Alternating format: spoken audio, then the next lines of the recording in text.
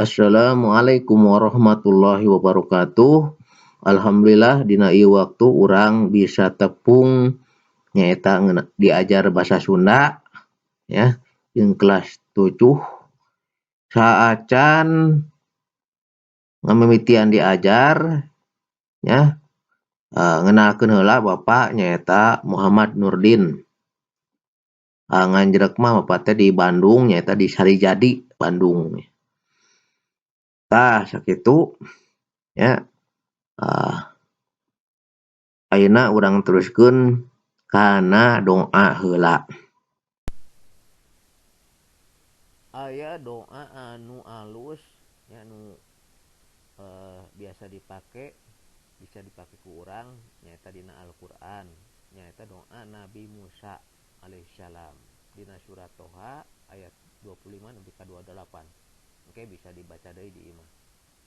Tah ayeuna mah urang ngadoa ka Allah Subhanahu wa taala mudah-mudahan ieu diajar urang teh jadi ibadah dilancarkeun deui dina diajarna. Sok turutan ieu doana bismillahirrahmanirrahim. Rabbi shrahli sadari wa yassirli amri wahlul 'uqdatam min lisani yafqahu qouli.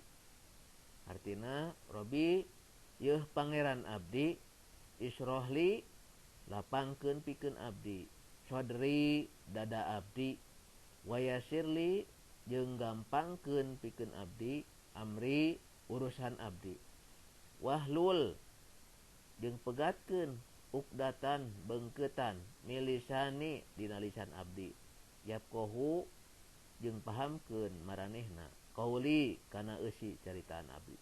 Tah eta doana ya. Satuluyna lengkah-lengkah dina diajar ya dina ieu online teh baca sakur nu dikirimkeun ku Bapa ya. Engke di aya bubukana dina WA ditulis lah kumaha lengkah-lengkahna. Cinget nama nu kahiji buka heula tugasna atau pancena ya dina wangun PDF. Lamun teu kabuka engke dikirim screenshotna. Jadi soalna aya dina PDF.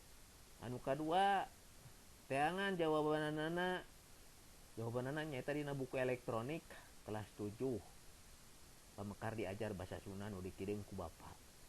Nah gitu. Tah geus kitu tulis jawabanana dina buku catetan. Tah nepikeun ka beres nya. Tulis. Saaya-aya we heula da engke ge diterangkeun deui ku Bapa. Nya minggu hareup. Tah geus beres nyatet jawabanana tuluy foto. Dipoto eta tugasna teh.